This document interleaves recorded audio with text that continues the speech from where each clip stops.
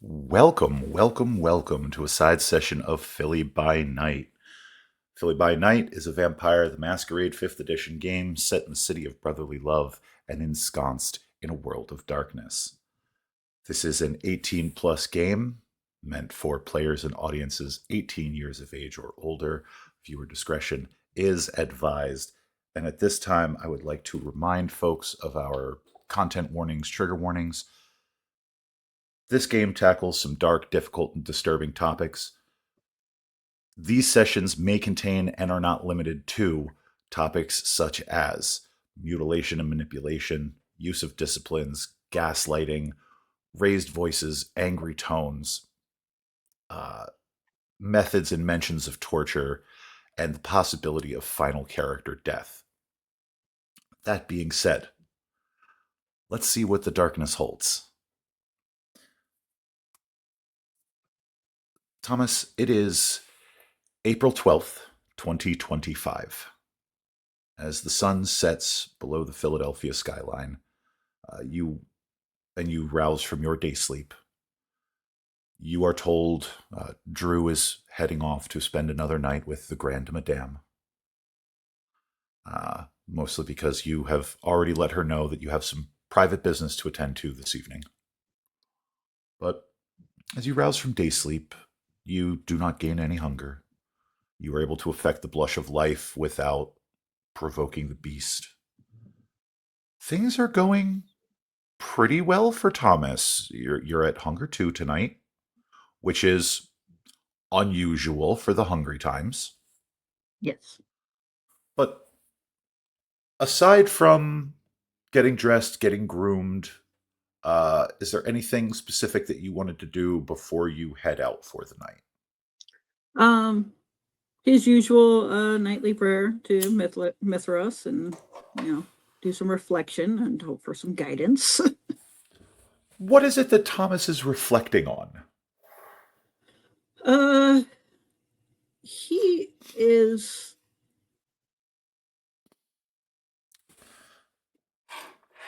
reflecting on, I think the only way to say this is reflecting on his failure as a man and not knowing that he had a child and not being the sort of man who would have taken care of a child at that point in time. Um, so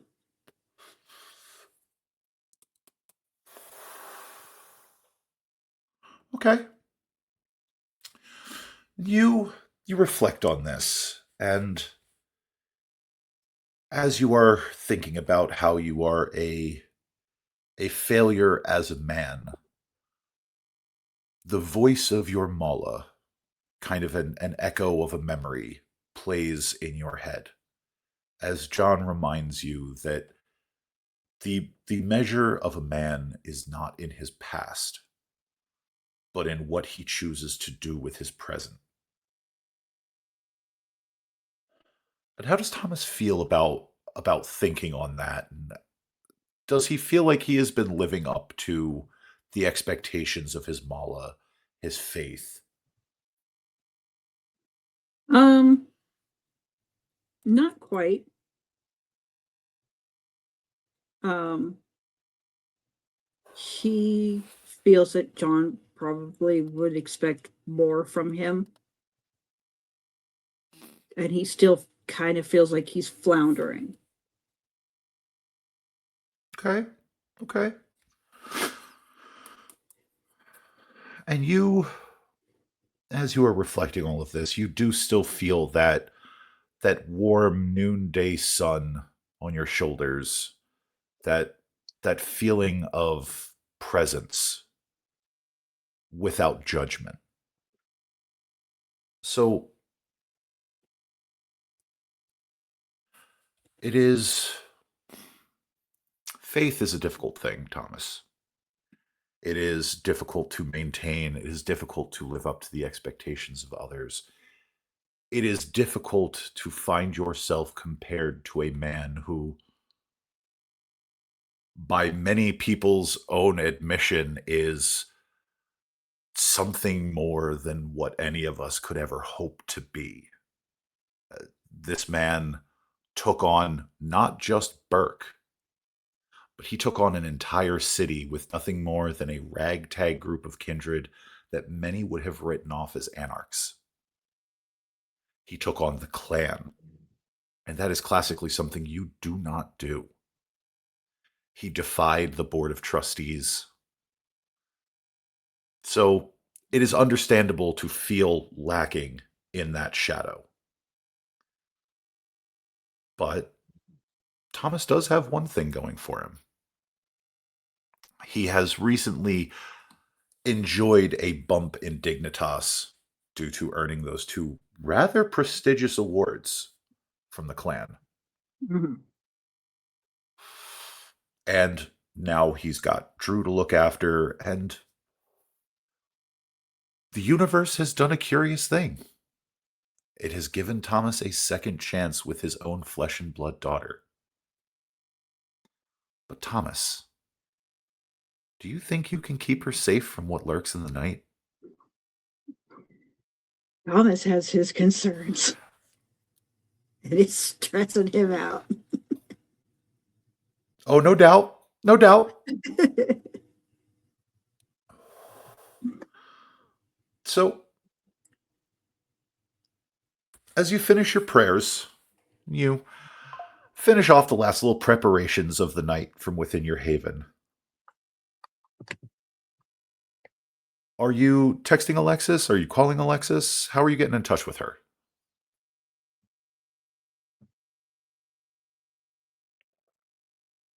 I didn't shut my second door. There's a cat. Hmm. Um, actually, can you give me a moment to Yeah, take we're care just of gonna the go cat? ahead and press pause. Okay. So now that we've gotten that all taken care of, so calling Alexis, texting Alexis.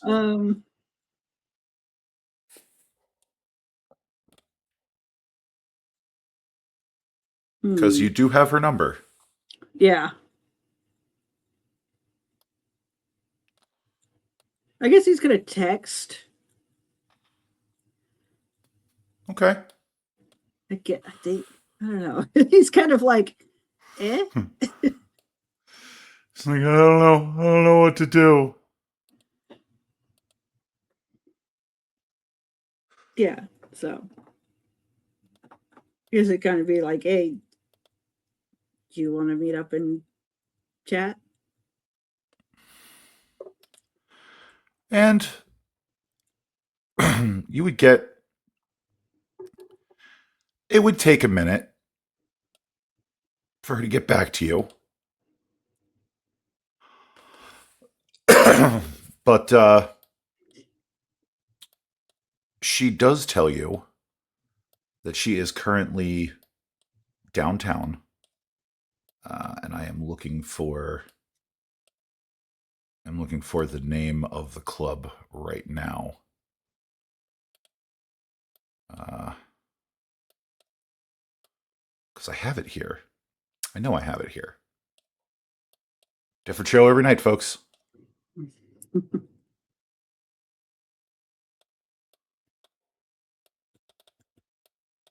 There's like a narrow strip that is Center City that has like everything in it.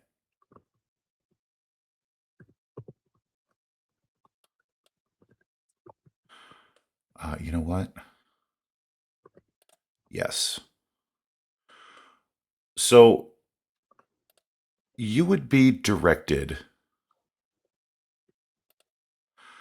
to a fairly new venue in Philadelphia.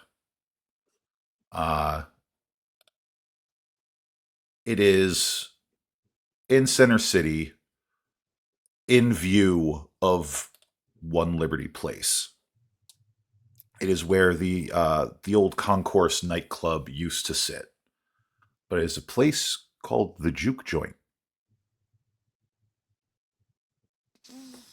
And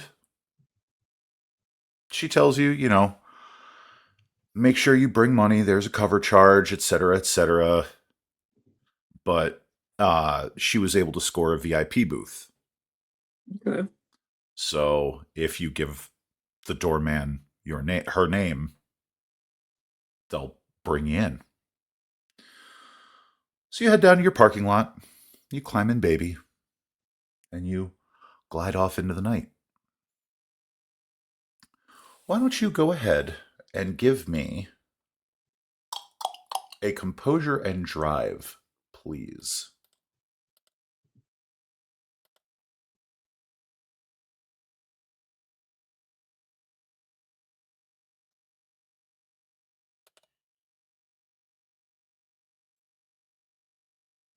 Fine. Do you want to spend a willpower? Sure. Okay. Much 3. better. Much better. The difficulty was, in fact, 3, so that would have been a bestial failure. Yeah, that's not. Um, so you are, with some determination, you're able to make it down to the juke joint. And what stands before you is a concrete and brick edifice that is lit up with neon. It calls back to, well, it's strange because it reminds you of someplace, specifically back in Chicago. Hmm. Okay. Not the same name, but the overall vibe. It hits you that, like, you've definitely been to a place like this before back home, but long before your embrace. The more you think about it, the more you realize that it was a place like this that you met Alexis's mom. She was a cocktail waitress at one of these flashy nightclubs that have these, bizarre names that call back to an older time. And you get up to the door. The line's not terribly long, but it is long enough to indicate that this place is doing pretty brisk business. Mhm.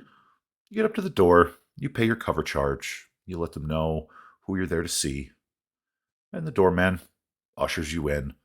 There's another doorman inside that throws a wand over you to make sure that you're not armed. Uh, is Thomas armed? Usually. So you will be given a ticket and you will be relieved of your weaponry. Hmm. And the second doorman, once you are inside and everything's been taken care of, he locks your pistol and such away, and he guides you back through the club, back to the VIP section. The VIP section is fairly sparse tonight. It's not difficult to spot Alexis. She is sitting with a couple of people at a VIP table, but those few folks do get up and they move along with their night as you approach. And she looks up at you, and it hits you. She flashes that smile that is just, it is the perfect mix of you and her mother. And it is like a dagger in the gut. Because I'm sure Thomas has had moments where he's like, well, maybe it's not actually like, maybe, but the more you interact with her, the more you realize, like, no, no, this is in fact my baby. She's got entirely too much of his attitude.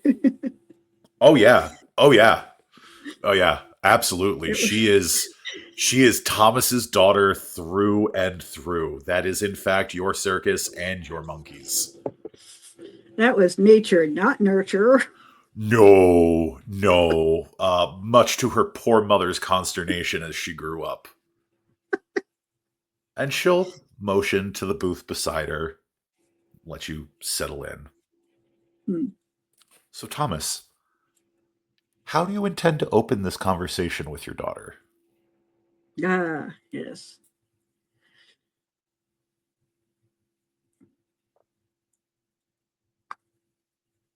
Well, he's gonna look at her and he's like, I do see a lot of myself in you, a lot of your mom. Yeah. Mom was keen on making sure I never forgot where I came from. Hmm. So, you wanted to talk? Let's talk.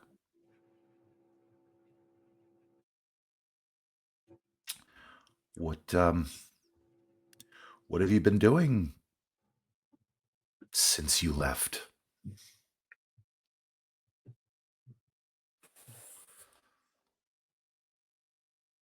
And Oh, I am going to say that unless you plan on telling her the complete, total, and honest truth, I am going to need a manipulation and subterfuge for anything you say.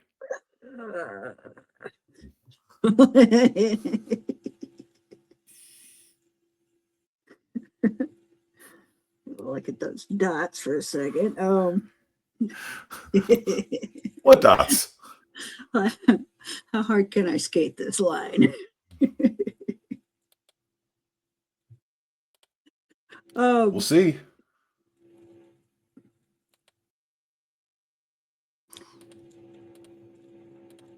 I have a dot in subterfuge. Thank you.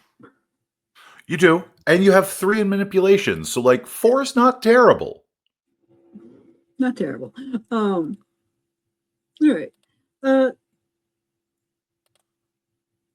so yeah, Thomas was going to say, I did spend several years in Chicago, not knowing you existed.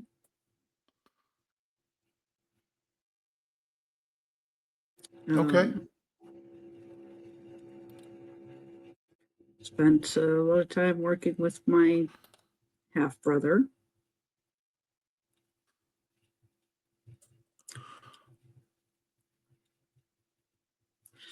And then we had a falling out, and I left Chicago last year. Okay. Go ahead and give me that manipulation and subterfuge.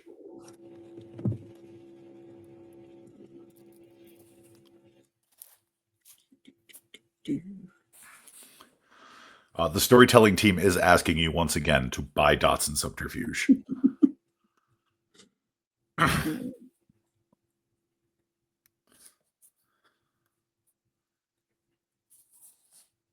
Three. Okay. Okay. Um, I'm gonna let you know she rolled a total failure on that one. So unless you had rolled a zero successes with a bestial failure, you still would have squeaked by. But no, this is good. This is good. And she just looks you He's up and down. technically not lying.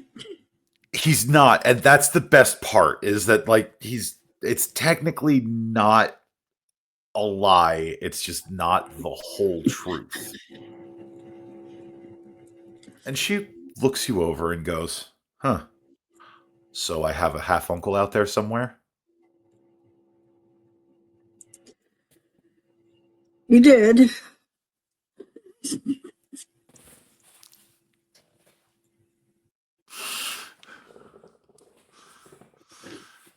Uh,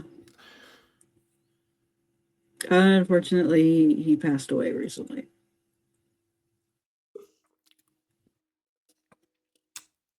I'm going to let you keep the roll on that one, but you're skating on thin ice. Skating hard. Skating wicked hard, kid. Cause I mean, goddamn, he didn't pass away. Man was murdered. Who would have done such a thing? I Teddy was such a said, nice guy. Such a dear, you sweet see, man.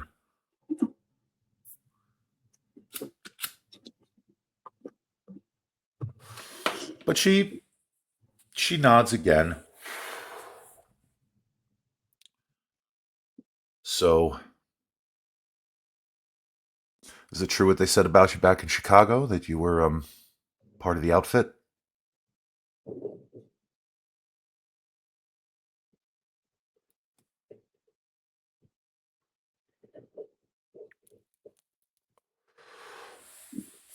On the one hand, that is difficult to answer given your profession.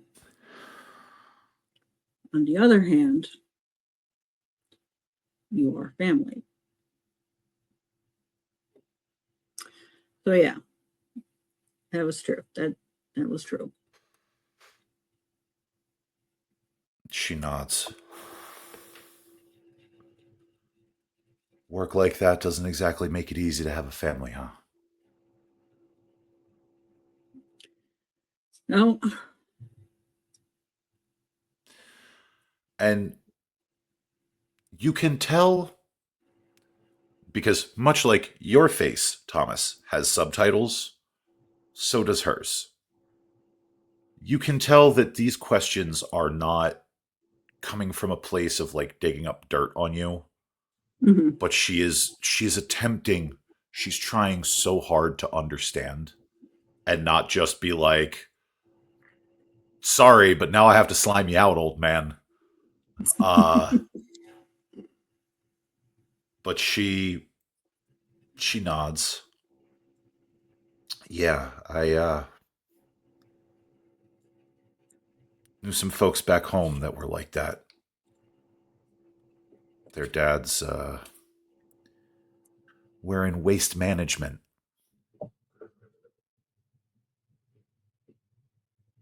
It's not a game for old men. But you, I'm taking it that when you left Chicago, you left that life behind you?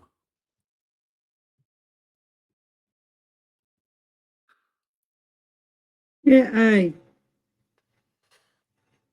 thought about dabbling again. New city. She, again, she nods.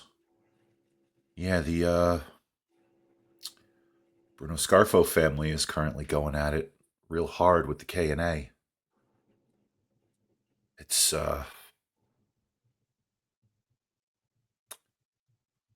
it's bad out there. So, and you can tell she kind of chews on the question for a minute. So what do you do now?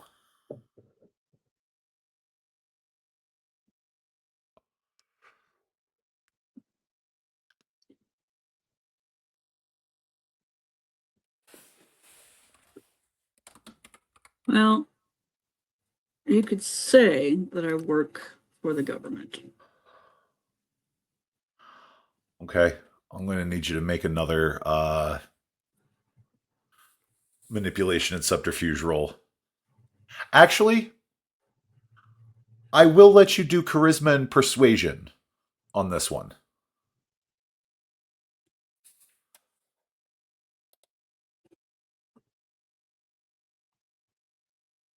Hmm. You have your choice of manipulation and subterfuge or charisma and persuasion.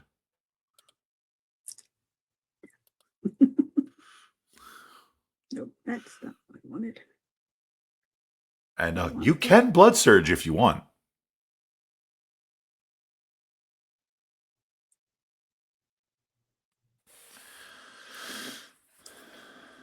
Okay.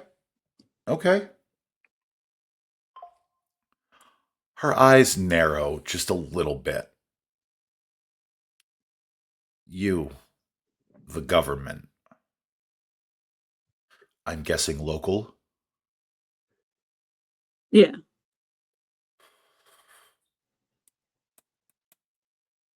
And she nods at that. She does not look like she disbelieves you, but like there's definitely that part of her that's like, you, the government.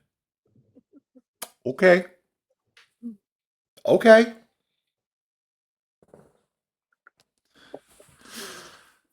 So, anything specific or just the government? What do you get, like coffees for some big shot or?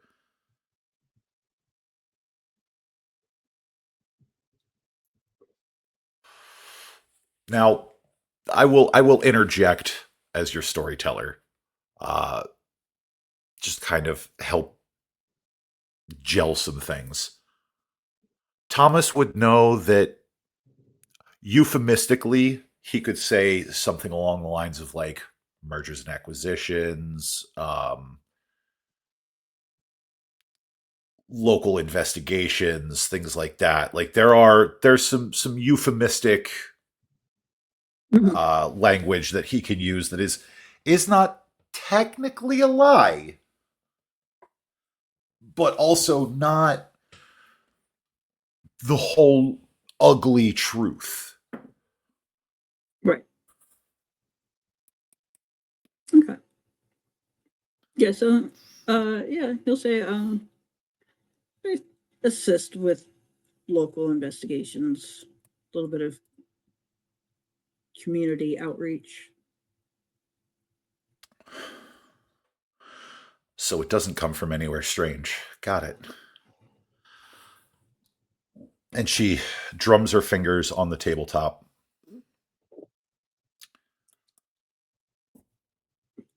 Well, any questions you have for me?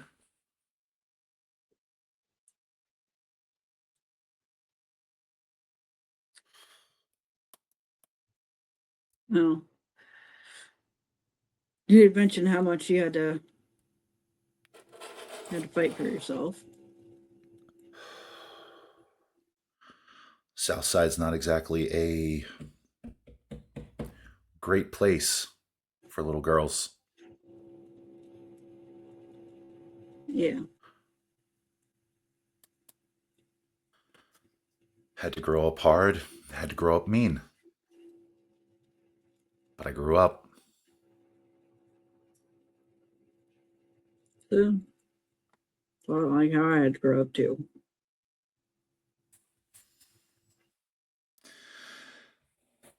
And there is that kind of grimace of recognition like, oh, so the wheel turns round again.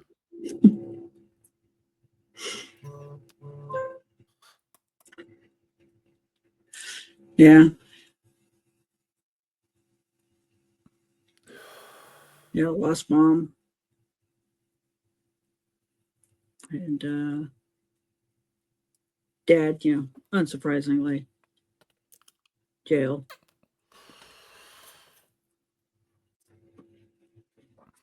Well,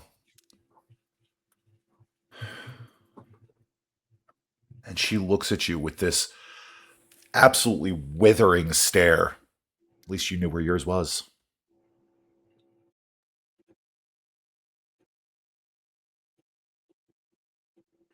You're right. I'm not even going to But make you roll for this one. This woman has some bitterness in her. She's got some bitterness and some hatred in her. yeah. Yeah, well, it wasn't all sunshine and roses. Not like he was around much, anyways, when he wasn't in prison. He wasn't working. That's where he was. And there's this kind of nod from her that, like, okay, the old man makes a point.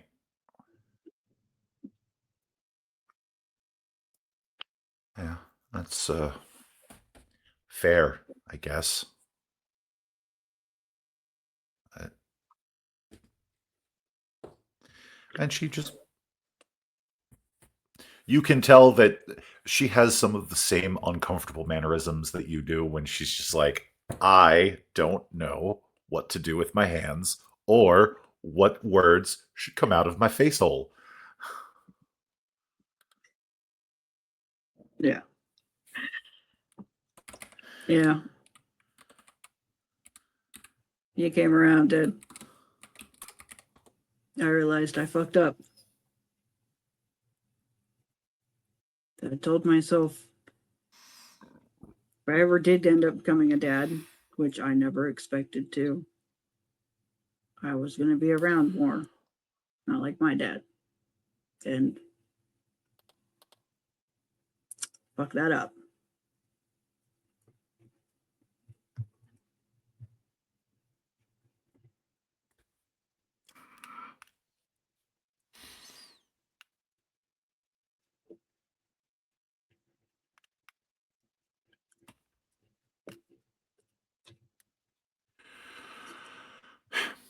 Sorry about that. My headset just decided I'm not getting any kind of input, so I'm going to turn off now. Okay, bye.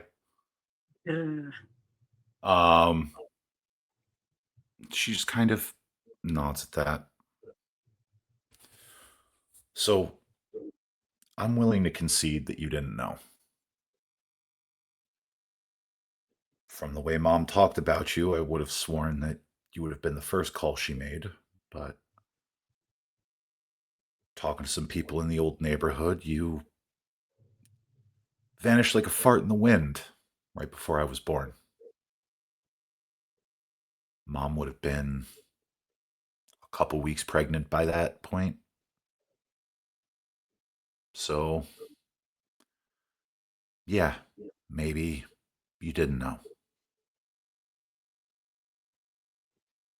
But what really hurts is that you never looked back, never thought to double check about anybody. You just disappeared and stayed in Chicago for 30 some years and then up and left to Philadelphia. Don't get me wrong, this town is, well, it's something. But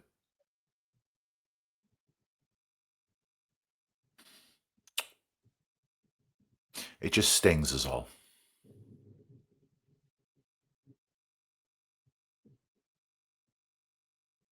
Yeah.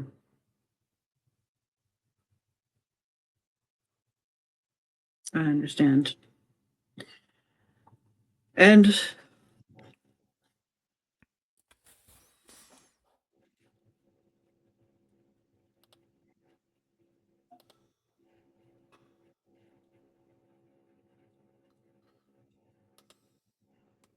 I could say that I'm sorry, but I know that's not going to do much. It's better than nothing.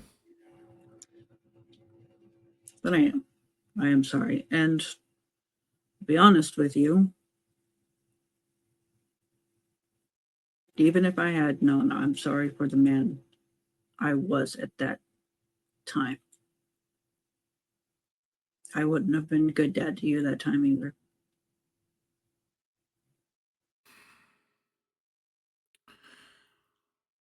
Thomas, there is a look on her face that is a mixture of understanding, but there's that underlying anger of like, well, couldn't you have at least fucking tried?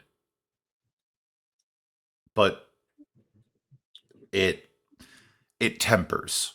She's processing a lot right now. Well, looks like you get a second shot because I am not going back to Chicago.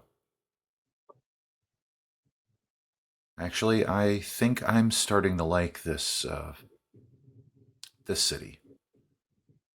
It smells like wet ass, but it's got a bit of a charm to it. It does.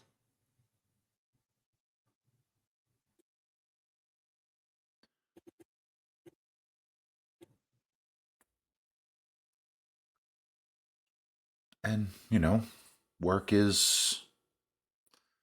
It's going to take me a minute to get established, but I've got enough saved up after I sold Mom's house and settled up on her treatments. I don't have a lot, but it'll get me by.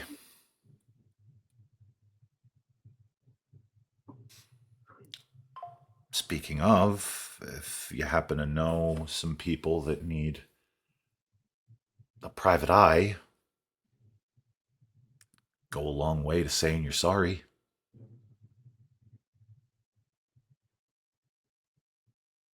Yeah, probably.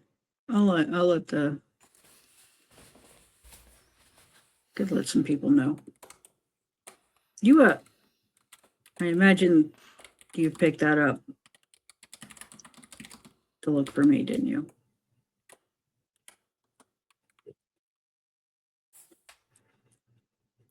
Mom said I was always a really nosy kid, and I was. And it just kind of fell in my lap. I was really good at it, and yeah, part of it was to maybe one day find out what happened to you.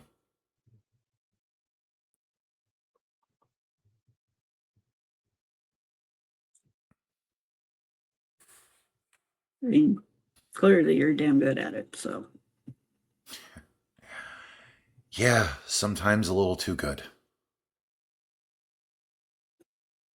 And while she doesn't explain, she is your daughter. And Thomas has gotten into some shit by poking his nose where it doesn't belong. And it's not that hard to see that it looks like Alexis is in a very similar boat.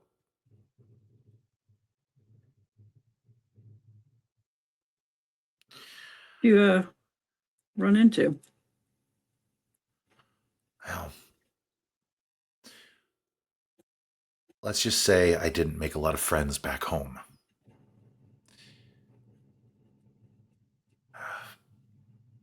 Ran afoul of this guy, Luca. Real fucking piece of work. Ran a jazz club, and he was certified scumbag.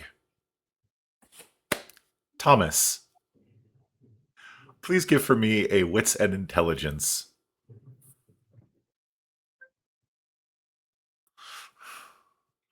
And yes, I am seeing the rage monster that is my producer in the background, who is just flipping me off relentlessly. You said wits and intelligence? Wits and intelligence. It's our Philly by Night memory mechanic, shamelessly stolen from one of our fellow storytellers at a different game. Yeah. You you know Luca. You know Luca. Boy, do you know Luca. Luca was a clanmate back in Hmm. Chicago. Not just a clanmate. Luca was Hmm. Songbird's sire. Hmm. There it Ah, is. yeah, There it is. yeah. The look on Thomas's face is what is disgust that she has run into him. And two is anger.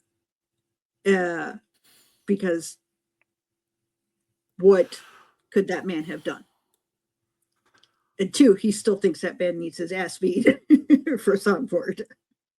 Oh, Three. absolutely. Uh, Alexis does make it clear that she never physically ran afoul of him, but his goons got close a couple of times. So when the opportunity presented itself to get the fuck out of Chicago, she seized on it. Mm-hmm. And she has been crisscrossing the country following your trail ever since. But she raises her hand because she sees the look on Thomas's face, and she just kind of raises her hand. He never once laid a finger on me, I swear. I just, you go poking into people and you learn some things that honestly you never wish you had. Where'd you find out? If you don't mind me asking. Oh, just a lot of dead girls. A lot.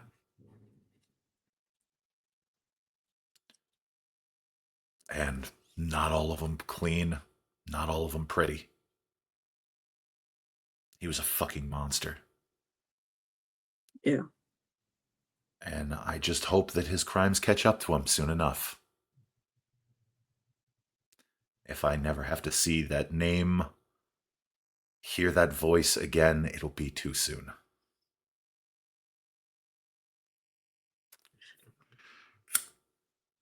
You're right. He's got a lot to pay for.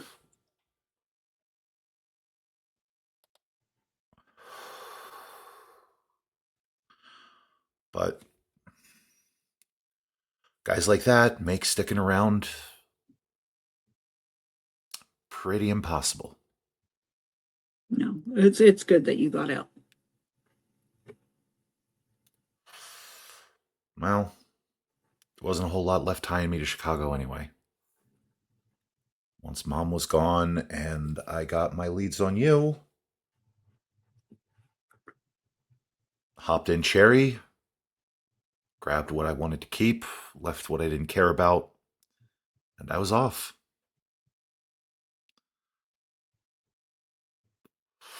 I noticed you're still driving around that same Impala you had.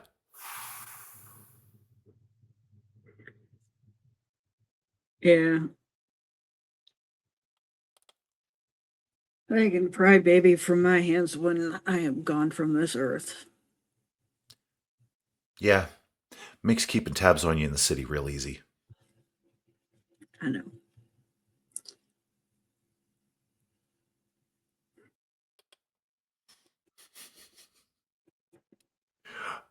Sorry, our producer is stirring some shit in the studio chat.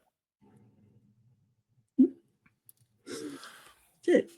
Baby.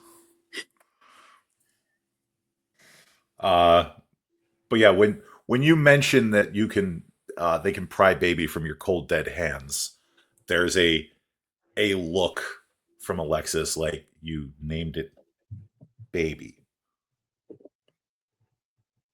Yeah. She's my baby.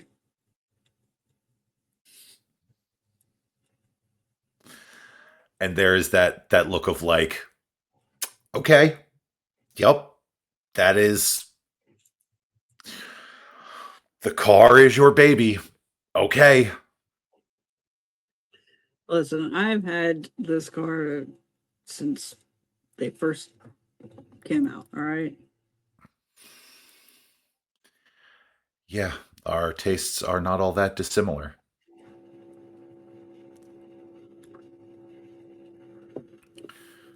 Because you would have seen her car at least once before. She's got it's an Impala convertible.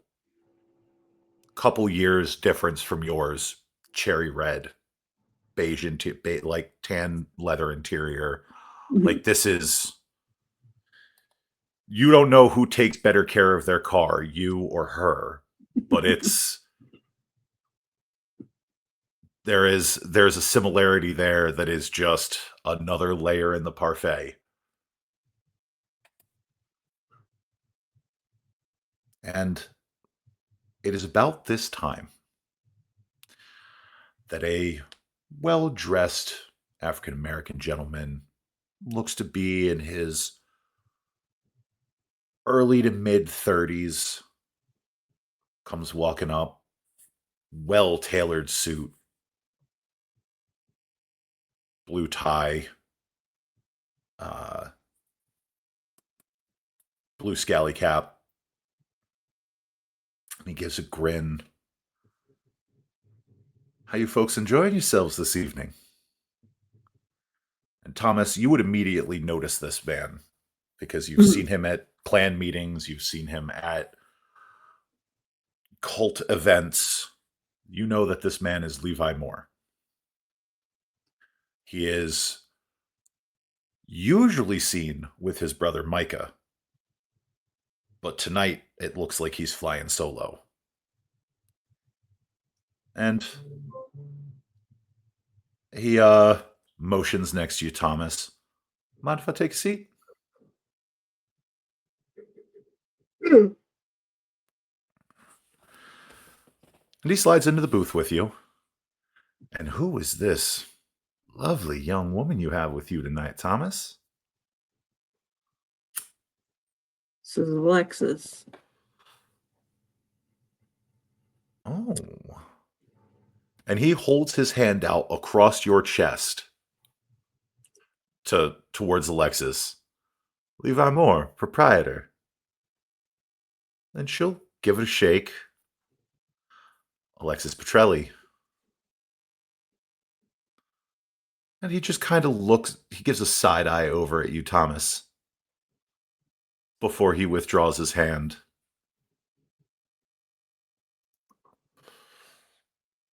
So what brings you out to my establishment this evening? Just having a little chat.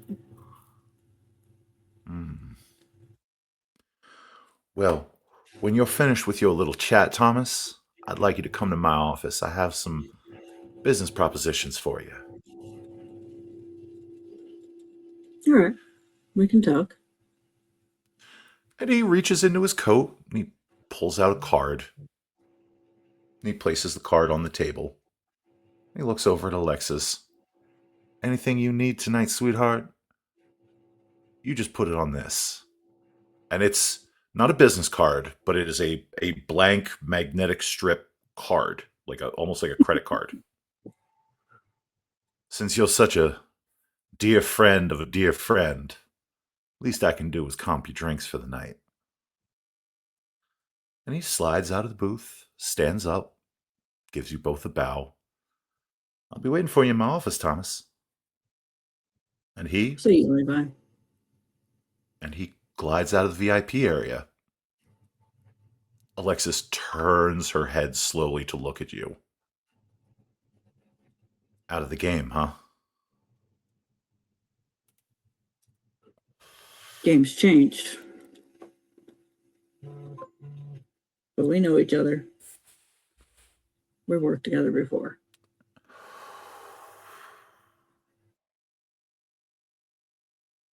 Yeah.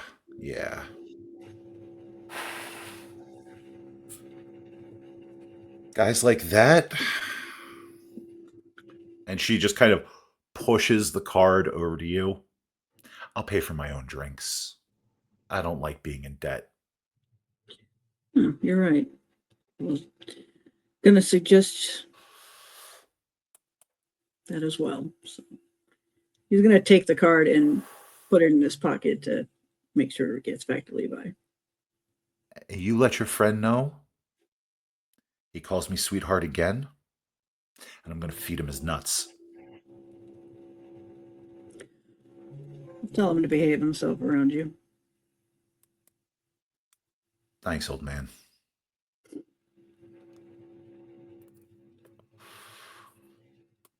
And that is, Thomas, that is the closest she has gotten to any sign of affection.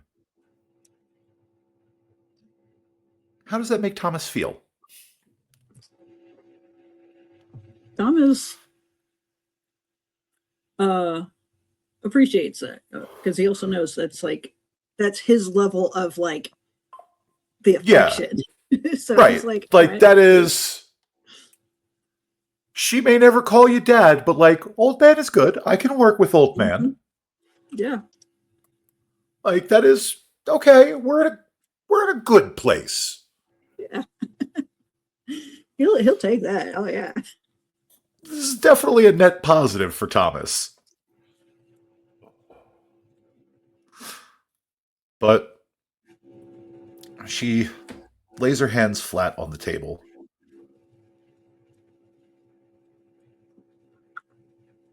I have a lot to think about. And you have business with Mr. Moore. So why don't we pick this up another night? And you have my number and I have yours. So maybe we maybe we pick this up another night. Yeah, But I'd like that. I really think I just want to do some dancing and get my mind off of some things for right now. It was good All right. talking to you. Yeah. And if you run into any trouble, you call me. I'll take care of it. And she nods, stands up, makes her way out of the VIP area and onto the dance floor. Thomas, do you watch her go? Yeah, he's watching her, making sure nobody seems to bother her. Okay. Yeah. She's able to make her way out onto the dance floor. And before too long, you see her approached by this woman.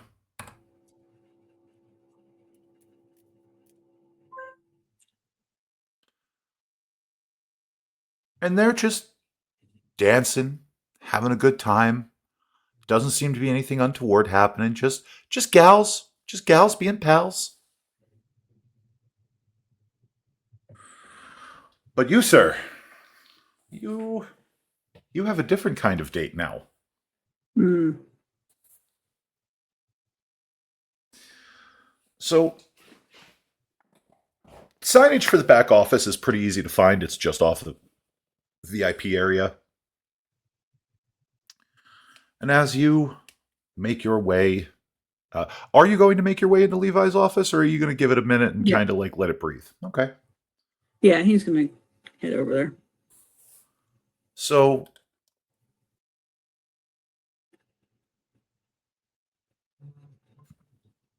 you make your way into Levi's office, where he's just kind of sitting on. He's chatting on the phone as you walk in, and you catch the tail end of the conversation. He's like, "All right, well, if anything develops, you let me know.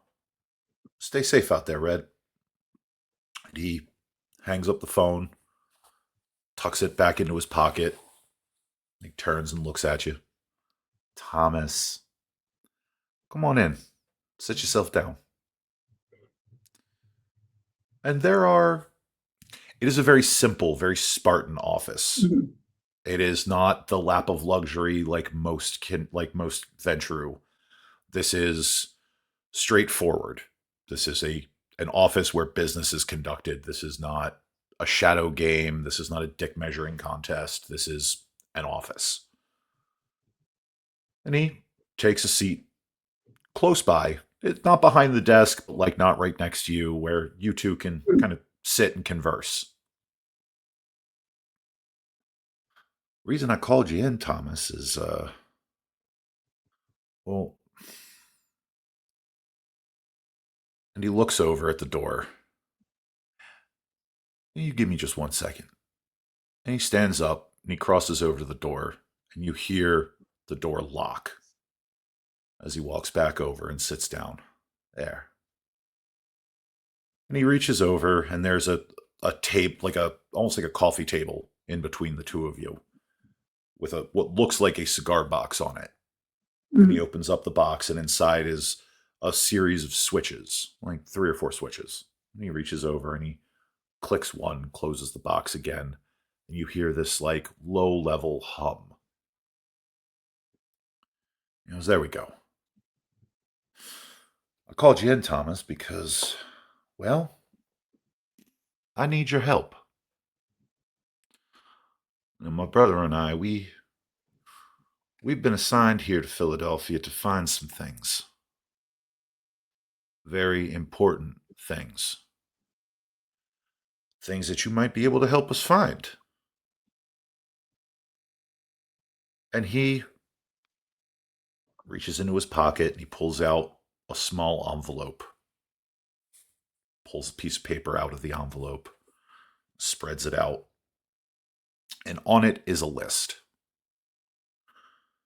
There is a an antique, small antique brazier bowl emblazoned with Mithraean symbols on it. A silver and ruby signet ring, very similar to the one that you received after that vision the one night. A ceremonial bronze dagger, a stone tablet, um, a wax seal, a Frisian cap, and a crystal decanter, a filled crystal decanter. Now, it doesn't say what's in the decanter, only that it's filled. Now, I've got lines on a few of these, but I was hoping you could help me figure out where some of these other articles are, seeing as there is a rather robust museum network here in this city, and you already seem pretty plugged in with local leadership. Think that's something you might be able to help me out with?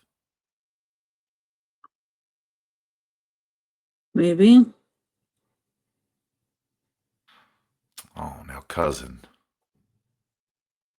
will you help me? And Thomas, you would know that this is not a casual question anymore. Hmm. Levi is invoking succor.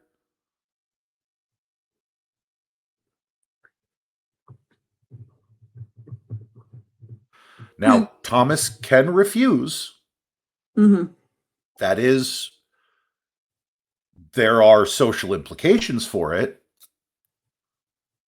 but also knowing that if you accept, that does put Levi a little bit in your debt, at least at the clan level. It's not quite as high as a boon, but it might as well be Yeah. among the venture. Like you helped him, now he's duty bound to help you out in the future. Right.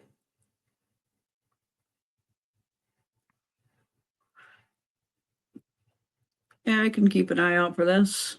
I can't say that I've been tight with any museums or know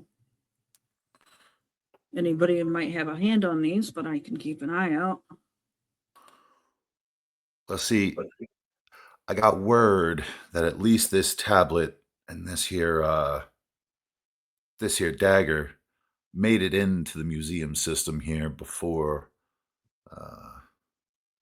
the last venture prince took over. He's implying that that these items were in the museum system under Burke. Mm-hmm. Like that's kind of when they vanished. But and since I know you and the most recent prince before our current prince are of a very specific line, I kind of hoped that maybe they would find their way back into our possession.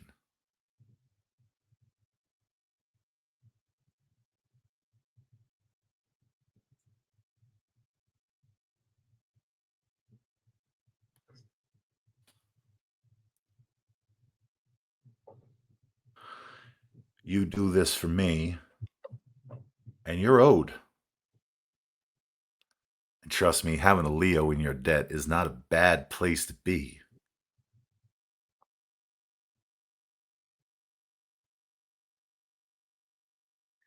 All right. Figure out how we can get a hold of these things. Keep an eye out. You shake the tree, see what falls out. And I'm going to keep doing what I do. And maybe next time you could arrange a formal introduction to that. And he kind of waggles his finger towards the door. She cute. Dom's is gonna reach into his jacket and put the card at the table, slide it across. She said, "No, thank you." Oh, okay. All right. No, I see. I see how it is. She's one of them well diggers. No. He kind of raises an eyebrow. All right. Message received. And he'll pick up the card and he'll stick it in his jacket. Consider her safe when she's here. And out of respect, maybe not call her sweetheart or any other pet name. She was very emphatic about that. All right. Ma'am, it is. Don't want to seem too familiar.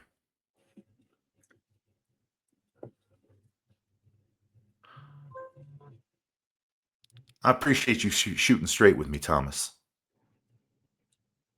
A lot of your line tend to get a little too big for their britches when talking to mine. It's nice dealing with a man of the people. You know what I mean? Prefer things a little low key, And keeping an ear out on other things. he claps his hands. And he folds up the paper again, puts it in the envelope, hands it to you. That's for you. Figure a checklist will help. And in return, you need a favor, you call on me. Or my brother. I'll let him know when he gets back that you're owed.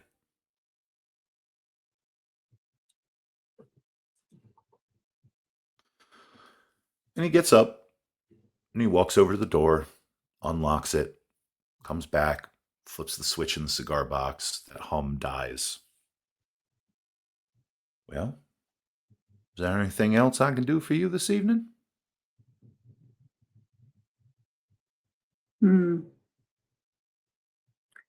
Just been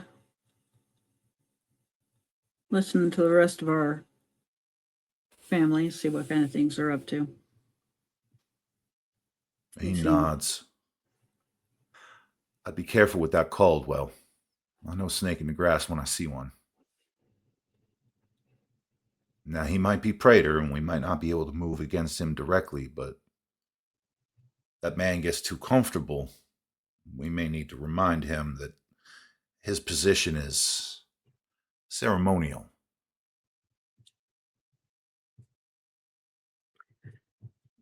We're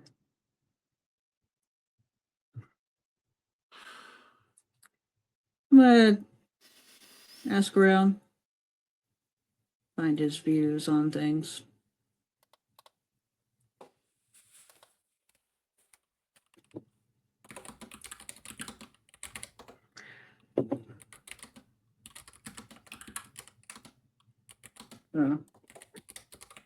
Don't get too worried if it looks like I'm a little too friendly. And he nods. All right. All right. I see you. It's good to know that there are folks playing on the same side. And as he raises his hand to his chin, you'll see the sleeve drop a little bit. And on the inside of his wrist, you can just make out a sun pierced with a sword.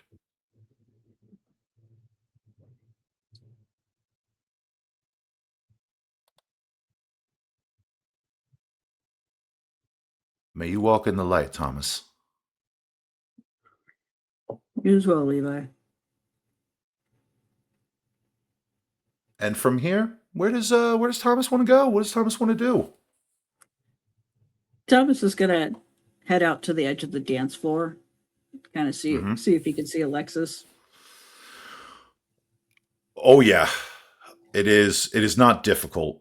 Alexis and the woman that you know to be Lottie are going at it on the dance floor.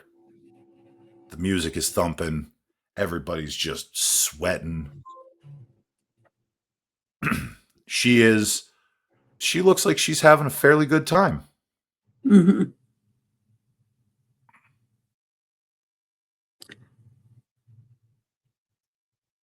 Is there any chance that he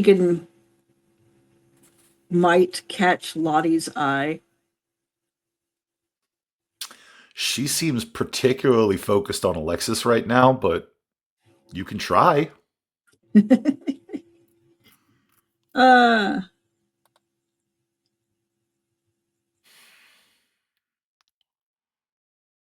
hmm. You know how you ever do those stares at somebody? You just kind of watch them until they The feel you staring. the hard stare, yeah, yeah. Yeah, the one that you also kind of do the power stare when you're trying to get the server's attention. Yep, yep. That's that hurting dog stare of just like, Yeah, yeah, no, I'm familiar. I have given and received that stare a couple of times in my life. same, same. So you're just standing on the edge of the dance floor, just hard staring Lottie. Yeah. Okay.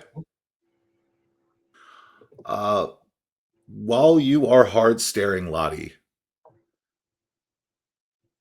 she does not seem to notice your presence, but hmm, her and Alexis are awful close. And before you are able to get her attention, you see the two. I mean, they are pressed together, grinding together on the dance floor. And you will see Lottie and Alexis share a kiss. Mm. Deep, passionate. Uh definitely definitely not the clean, chaste little pecks that you've given to other individuals in your past. But this is, yes, as our producer so eloquently put, Harold, they're lesbians. Paul doesn't care about that. He cares about who it's with. Yeah. Let's be honest. Thomas does not care about his daughter's orientation. He cares about her taste in potential partners. Um, but as they separate and they do, the music begins to kind of taper into the next song, and they separate. And Alexis walks up to the bar, and it's at that point that you catch Lottie's eye, and she just starts swaying towards you through the crowd. She goes, "Oh, Mr. Price, I was not expecting to see you here this evening."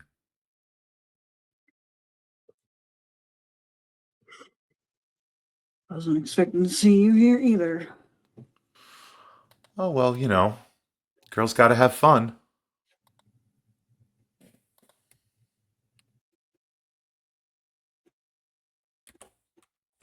Maybe pick someone else to have fun with.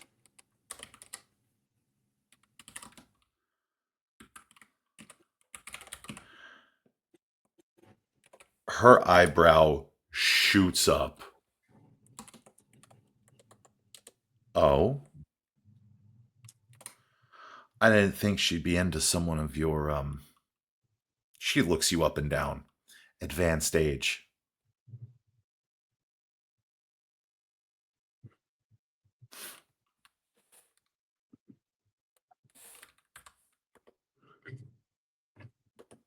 Doesn't matter if she's into me or not, or whether I'm into her.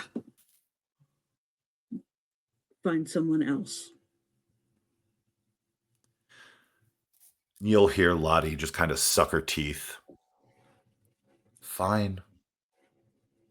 And she, without being dismissed, without another word, she turns on a heel and just kind of saunters back out onto the dance floor, finds another partner, and continues dancing while Alexis sits at the bar and enjoys a drink.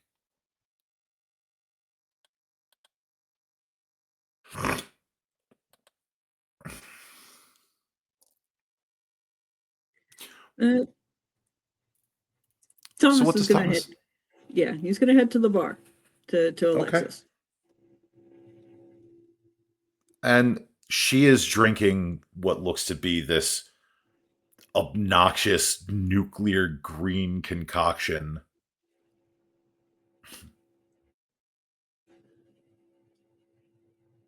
She looks over at you. Oh, so how was business?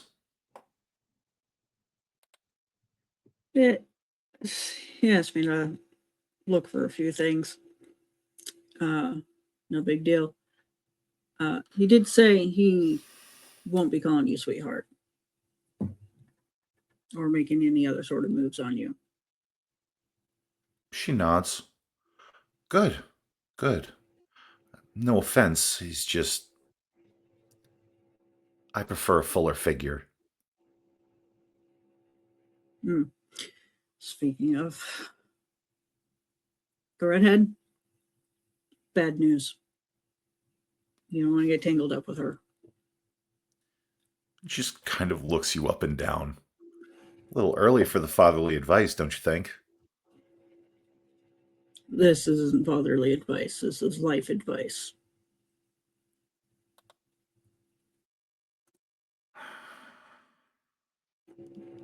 Know that one, she's not good for you.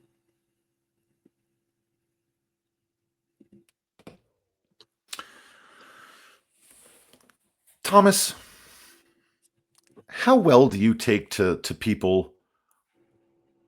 Here's an idea. How well did Thomas take to being told to stay away from certain rows? Um. Well, that one's hard to answer because at the time he was also kind of like conflicted in himself. Yeah, So yeah. But for example, when you were first introduced to John and he told you under no uncertain circumstances that you were to avoid her and not be involved with her, how did that make Thomas feel? conflicted because at one time he was mad at her, but also he was like, why? And does Thomas take well to being told what to do with his life? Not particularly. I think you see where I'm going with this. I know where you're going, and I expected to her, and there's no way that he wasn't not going to say anything. Okay, Yeah, despite knowing how it was going to end up. listen, I get it. I get it. I do. Uh as they say, your children are God's reminder of what a fucking shit you were. I'm And with good. that, Alexis just like whop shoots the rest of her drink, turns the glass upside down on the little bar mat.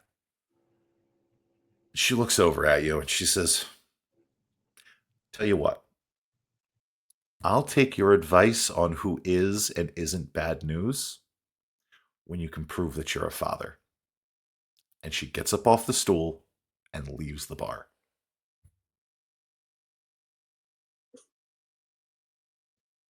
He's not going to stop her, but he is vowing to himself that if Lottie does anything to her, he doesn't care if she's belongs to the praetor. There's going to be an issue. Yeah, yeah. He's going to get his ass in trouble because of it. This is a good spot to check in with our player. How we doing? Um, yeah, player good, but Thomas is kind of going through it because now he's knowing what kind of path he's walking with this, and he's like he expected her to push back on it, and he knows there's going to be some shit if Lottie does anything.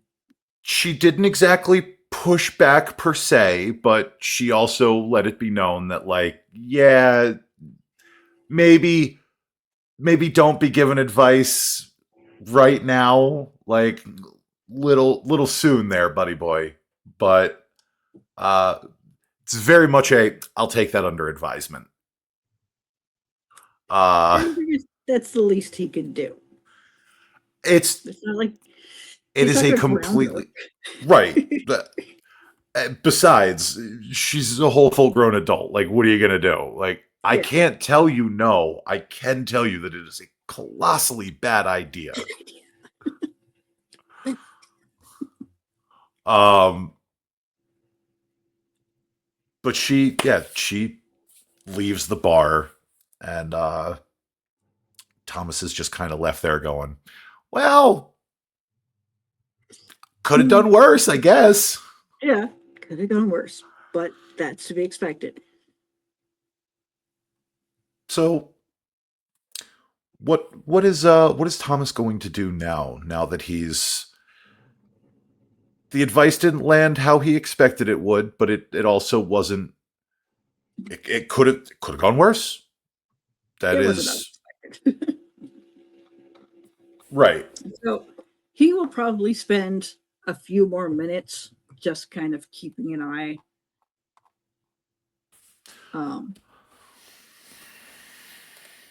He's not, he just kind of wants to like keep an eye on things for a moment. Yeah, and you'll see Lottie dancing with a couple other individuals on the dance floor, but not with the same intensity that she was dancing with Alexis. Uh, it is very clear, however, that she does very much prefer the femme dance partners. Right, right up to slapping a gentleman that tried to cut in.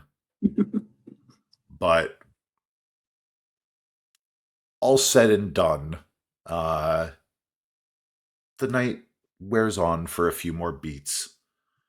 And you do see her change dance partner to dance partner um, before finally walking back over to one of the regular tables and just, kind of sitting there. The appearance of like, okay, I've danced for a while. Now I should take a break. Mm-hmm. Uh, she does look at you a couple of times while she's sitting at the table. So what is Thomas going to do now? So that's Alexis sitting at the table. No, Alexis is left. Lottie's at the table. Okay. Okay. Um, it's just kind of he is just kind of staring at her, just kind of like, you know, don't don't push this. You're listening so far, but I want out of this as soon as I turn my back. So he's just kind of like making sure she understands that's off limits. You know how a brat will look at you like, fucking make me?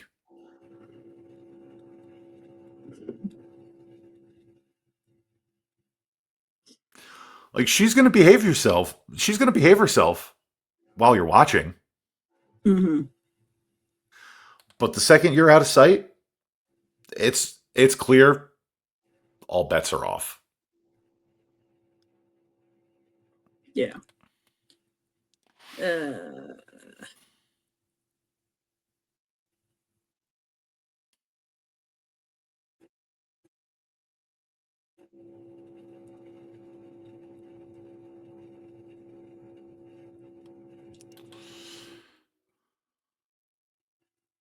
yeah, I don't know. He's just kind of like this is not gonna end well in his mind. No, no. And your So your daughter is a very pretty woman, so she's gonna draw eyes pretty much anywhere she goes. Uh Back to the Haven. Gonna hang out here for a little while longer, see what Lottie does. What's on the menu tonight for Thomas? um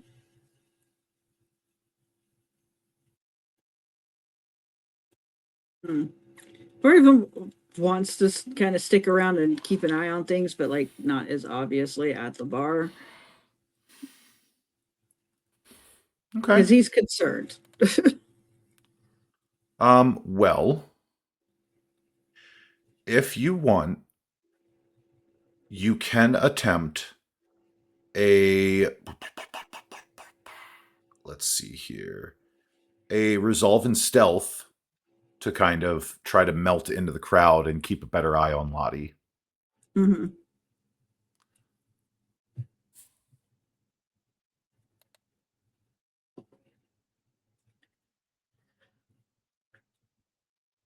He is not a Uh, stealthy man.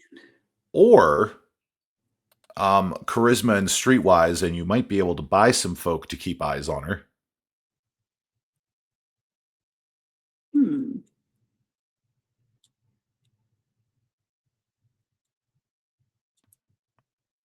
That could be a thing.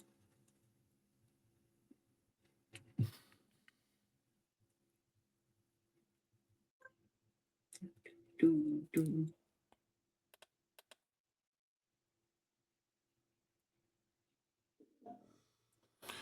It looks like that would be 5 dots or 5 dice, all said and done. Okay, not bad. You're able to, slip a few bills to some bar backs, the bartender, and like, hey, here's my number. If she does anything untoward with anyone here, you call me. Yeah. You know, she acts weird, what have you. Like, you you let me know what she does while she's here, Yeah. and they gratefully accept your money, and they're, oh, absolutely, sir, like, not a problem, you can count on me kind of behavior. And from here, does Thomas wish to leave, or is Thomas going to sit at the bar for a little while longer? What's going on through Thomas's brain pan? Uh, Thomas is going to go out to his car, but he's going to sit in there for a moment while he's just kind of thinking about things. Okay. And as you're sitting in baby, the night kind of moves by at a rather gentle pace. Uh, but go ahead and give me a wits and awareness, please.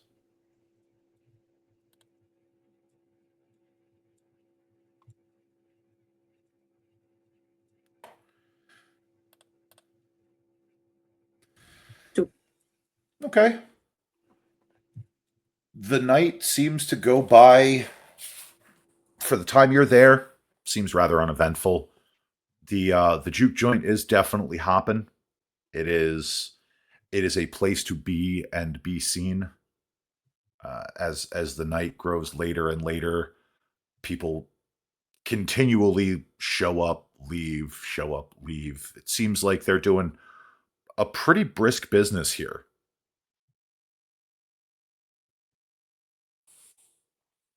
But nothing out of the ordinary.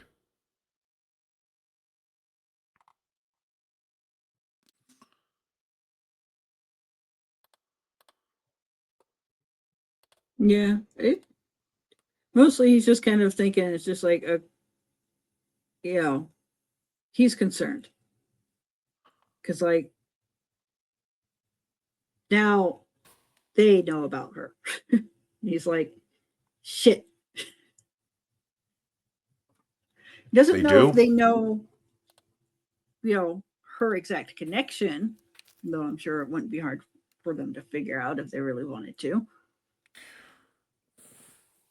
And he's worried what kind of pressure that's going to put on him. Typically, when you get mixed up with mortals, they are used as pressure points. Yeah. And he knows this. He knows this. So, Thomas, as you prepare to head back to your, I assume you'd be heading back to your haven when you're done scoping the place Yeah. out. As you prepare to head back to your haven, and we prepare to close out our night here in Philadelphia, uh, obviously, Thomas is worried about Alexis being used against him. But what else is going through Thomas's head?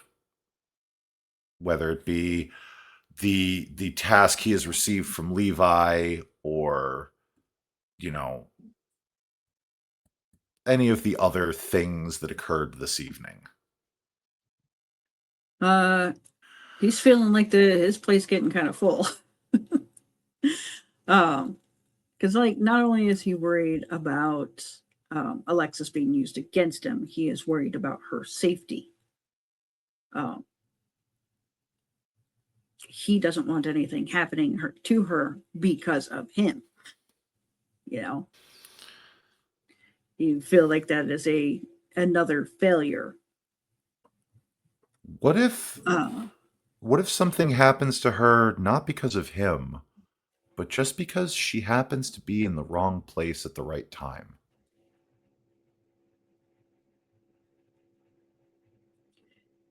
he would still feel like that is because of him, because she is here because of him. So he would still feel that is because of him. Okay. Okay. All right. So, as you get back to the Haven, Drew is sitting in the living room doing a bit of light reading, one of the many gardening books that she has, and just kind of hanging out, reading. And as you enter the Haven, she looks up and gives you that soft, polite smile that she is known for. But she doesn't, there's no poking, there's no prodding. She looks like she had a pleasant evening. She assumes you had the same. And she just is hanging out, reading her book. Um, is there anything else you wanted to do, say, feel before we wrap up our session? uh, on the one hand, yeah, Thomas looking at Drew and he's like, you know, on the one hand, he's like, glad it looks like she had a good night. But also, that worry also carries over into her because she is still such a new little moldable thing that could also be used against him. And he's just like reminding Thomas that this is something else to worry about. Thomas has a lot of soft and squishy pressure points all of a He sudden. does. Deep down, he is very squishy. Oh yeah, very squishy. But as we draw our session to a close, there is a question I would like to pose to you, Thomas. And that question is, do you think you will be able to keep them all safe? Or will you fail like you did with Catherine? He he doesn't know, but he knows that he will do his damnedest to try to keep them safe. And it concerns him because he knows the lengths that he could go to keep them safe. And he knows that some of those links would get him in trouble with the powers that be. Yeah, yeah, yeah. There is there are a lot of things that he could do that would be frowned upon by leadership. Absolutely. Um, but there is there is one other thing that I wanted to let Thomas know is that in the interest of making hunting a little bit easier for the Mithraians of the city, the cult has established a rack Mm. at the university where it is far easier for you to get a little sippy sip when you're hungry without having to do too much hunting. So, just for tonight, we're going to, before you go into day sleep, we're going to lower your hunger back down to one. Okay. Um, just as kind of an introduction to like The cult now maintains basically a cult herd here. Uh, there will be a hunting difficulty, but that hunting difficulty will not be as high as the rest of the city. Mm, Overuse of the Mithraean rack at the college will cause problems, right. but it is there for emergencies and could Just don't. potentially be a good place for Thomas to cultivate his own herd. Yes, more herd, more nom noms, but don't drink too much of the Colt's Kool-Aid. Got it. And as we close out our session, why don't you go ahead and tell our folks watching in the future who you are and where we can find you. All right, I'm Kit. You can find me mostly on TikTok, Kitsune_charms. You can find me in other places, Kitsune Charms, usually just all squished together. Though I haven't been posting on any of the other places because I forget, and you know. So we deal with the TikTok as we do for now. Yeah, other than that, like if you can find Kitsune Charms, you can probably find me. And as always, I am the lead storyteller here at Philly by Night. You can find me at Einar_TTRPG everywhere except where the skies are blue, where you can find me at In Stars Orbit. We also have our Philly by Night official socials scrolling across the bottom of the screen. You can find us on TikTok, YouTube, Blue Sky, at Philadelphia by Night. We post these sessions as regularly as we have them. Trying really hard to get back into the swing of doing the social media stuff. I forget. We have a few fun projects coming up. Keep your eyes peeled for potential streamed one shots in the future set here in Philadelphia, though not necessarily in the modern night. Thank you all so much for coming out, for watching us, for supporting us, for making sure that we have made it to a season 3. Crazy. But I want everybody to stay safe, have a great night, know that you are loved, and remember, just because we play monsters doesn't mean we can't be the light in somebody's world. Stay safe, have a good night.